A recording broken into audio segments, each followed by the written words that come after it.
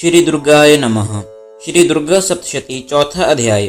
इंद्र आदि देवताओं द्वारा जगदम्बा की स्तुति। ऋषि बोले, अत्यंत पराक्रमी दुष्ट आत्मा महिषासुर तथा उसकी असुर सेना के देवी के हाथ से मारे जाने पर इंद्र आदि देवता प्रणाम के लिए गर्दन तथा कंधे झुकाकर उन भगवती दुर्गा की उत्तम वचनों द्वारा स्तुति करने लगे। उस समय उनके अंगों में अत्यंत हर्ष के कारण रोमांच हो आया था।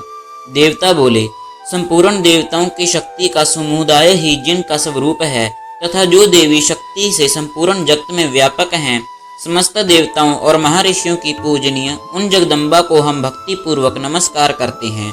वे हम लोगों का कल्याण करें। जिनके अनुपम प्रभाव और शक्ति का वर्णन करने का भगवान शेषनाग, ब्रह्मा जी तथा महादेव जी भी सामर्थ्य नहीं रखते, वे भगवती चंडिका संपूर्ण जगत का पालन और अशुभ भय का नाश करने का विचार करें। जो पुण्य आत्माओं के घर में स्वयं ही लक्ष्मी रूप से, पापियों के यहाँ दरिद्रता के रूप से, विशुद्ध अंतकरण वाले पुरुषों के हृदय में बुद्धि रूप से, कुलीन मनुष्यों में लज्जा रूप से निवास करती हैं, उन आप भगवती दुर्गा को हम नमस्कार करते हैं। देवी, आप विश्व का पालन कीजिए। देवी, आपके इस अगम रूप का असुरों को नाश करने वाले महान पराक्रम तथा समस्त देवताओं और दैत्यों के समक्ष युद्ध में प्रकट किए हुए आपके अद्भुत चरित्रों का हम किस प्रकार वर्णन करें। आप संपूर्ण जगत की उत्पत्ति में कारण हैं। आप में सत्व, रज और तम ये तीनों गुण मौजूद हैं। जो भी दोषों के साथ आपका संसर्ग नहीं जान पाते, आप ही सबका आश्रय स्थान है। यह समस्त जगत आपका अंशभूत है, क्योंकि आप सबकी आधिभूता, आव्यकर्ता, प्राप्रा करती हैं। देवी, संपूर्ण यज्ञों में जिसके उच्चारण से सब देवता तृप्त लाभ करते हैं, वह स्वाहा इसलिए आप ही हैं। इसके अतिरिक्त आप पितरों की भी तृप्ति का कारण हैं, इसलिए सब लोग आपको स्वधा भी कहते हैं।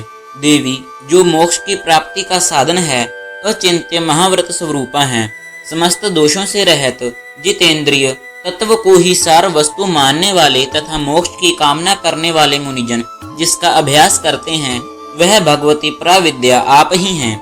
आप शब्द स्वरूपा हैं, अत्यंत निर्मल, ऋग्वेद यजुर्वेद के मनोहर पदों के पाठ से युक्त सामवेद का भी आधार आप ही हैं। देवी, आप 3 वेद और 6 ऐश्वर्यों से युक्त हैं।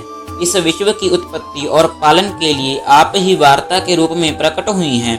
आप संपूर्ण जगत की घोर पीड़ा का विनाश करने वाली हैं। देवी, जिससे समस्त शास्त्रों के सार का ज्ञान होता है, वह मेधा शक्ति आप ही हैं। दुर्गम भव सागर से उतारने वाली नौका रूप दुर्गा देवी भी आप ही हैं। कैटभ के शत्रु भगवान विष्णु के वक्ष स्थल में एकमात्र निवास करने वाली भगवती लक्ष्मी तथा चंद्रशेखर द्वारा सम्मानित गौरी देवी भी आप ही हैं। आपका मुख मंद मुस्कान से सुशोभित, निर्मल, पूर्ण चंद्रमा के बिंब का अनुकरण करने वाला और उत्तम सुवर्ण की मनोहर कांति से कामनीय है। तो भी उसे देखकर महिषासुर को क्रोध हुआ और सहसा उसने उस पर प्रहार किया। यह बड़े आश्चर्य की बात है, क्योंकि क्रोध पूर्ति यमराज को देखकर भला कौन जीवित रह सकता है। देवी, आप प्रसन्न हो, परमात्मा स्वरूपा। आपके प्रसन्न होने पर जगत का अद्भुत होता है और क्रोध में भर जाने पर आप तत्काल ही कितने कुलों का सर्वनाश कर डालती हैं। यह बात अभी अनुभव में आई है, क्योंकि महिषासुर की यह विशाल सेना क्षण भर में आपके क्रोध से नष्ट हो गई है। सदा अभूद्य प्रदान करने वाली आप जिन पर प्रसन्न रहती हैं, वे ही देश में सम्मानित हैं। उन्हीं को धन और कीर्ति की प्राप्ति होती है। उन्हीं का धर्म कभी शिथिल नहीं होता तथा वे ही अपने स्वस्थ स्त्री, पुत्र और भृत्यों के साथ भाग्यवान माने जाते हैं। देवी, आपकी ही कृपा से पुण्य आत्मा पुरुष प्रतिदिन अत्यंत श्रद्धा पूर्वक सदा सब प्रकार के धर्मानुकूल कर्म करता है और उसके प्रभाव से स्वर्ग लोक में जाता है। इसलिए आप तीनों लोकों में निश्चय ही अभिष्ट फल देने वाली हैं। माँ दुर्गे, आप स्मरण करने पर सब प्राणियों का भय हर लेती हैं और स्वस्थ पुरुषों द्वारा चिंतन करने पर उन्हें परम कल्याणकारक बुद्धि प्रदान करती हैं। दुख, दरिद्रता, संकट और भय हरने वाली देवी, आपके सिवा दूसरी कौन है जिसका चित्त सबका उपकार करने के लिए सदा ही द्राद्री रहता है। देवी, इन राक्षसों के मारने से संसार को सुख मिले तथा ये राक्षस चिरकाल तक नरक में रहने देने के लिए भले ही पाप करते रहे हों, इस समय संग्राम में मृत्यु को प्राप्त होकर स्वर्ग लोक में जाएं, निश्चय ही यही सोचकर आप शत्रुओं का वध करती हैं। आप शत्रुओं पर शस्त्रों का प्रहार क्यों करती हैं? समस्त शत्रुओं को दृष्टिपात मात्र से ही भस्म क्यों नहीं कर देती? इसमें एक रहस्य है। ये शत्रु भी हमारे शस्त्रों से पवित्र होकर उत्तम लोक में जाएं। इस प्रकार उनके प्रति भी आपका विचार अत्यंत उत्तम रहता है। देवी, आपका शील दुराचारियों के बुरे बर्ताव को दूर करने वाला है। साथ ही यह रूप ऐसा है जो कभी चिंतन में भी नहीं आ सकता और जिसकी कभी दूसरों से तुलना नहीं हो सकती, तथा आपका बल और पराक्रम तो उन असुरों का भी नाश करने वाला है जो कभी देवताओं के पराक्रम को भी नष्ट कर चुके थे। इस प्रकार आपने शत्रुओं पर भी अपनी दया ही प्रकट की। वरदायिनी देवी, आपके इस पराक्रम की किसके साथ तुलना हो सकती है? तथा शत्रुओं को त्रस्त करने वाला एवं अत्यंत मनोहर ऐसा रूप ही आपके सिवा और कहाँ है? हृदय में कृपा और युद्ध में निष्ठुरता, ये दोनों बातें तीनों लोकों के भीतर केवल आप में ही देखी गई हैं। हे माता, आपने शत्रुओं का नाश करके त्रिलोकी की रक्षा की है। उन शत्रुओं को भी रणस्थली में मारकर स्वर्ग लोक में पहुंचाया है तथा उन्मत्त दैत्यों से प्राप्त होने वाले हम लोगों के भय को दूर कर दिया है। आपको हमारा नमस्कार है। देवी, आप शूल से हमारी रक्षा करें, जगदधात खड़ग से हमारी रक्षा करें तथा घंटा की ध्वनि और धनुष के टंकार से भी आप हम लोगों की रक्षा करें। चंडी के पूर्व, पश्चिम और दक्षिण दिशा में आप हमारी रक्षा करें तथा हे ईश्वरी, अपने त्रिशूल को घुमाकर आप उत्तर दिशा में भी हमारी रक्षा करें। तीनों लोकों में आपके जो परम सुंदर एवं अत्यंत भयंकर रूप विचरते रहते हैं, उनके द्वारा भी आप हमारी तथा इस पृथ्वी की रक्षा करें। अंबिके, आपके कर कमलों में शोभा पाने वाले खड्ग, शूल और गदा आदि जो अस्त्र हों, उन सब के द्वारा आप सब ओर से हम लोगों की रक्षा करें।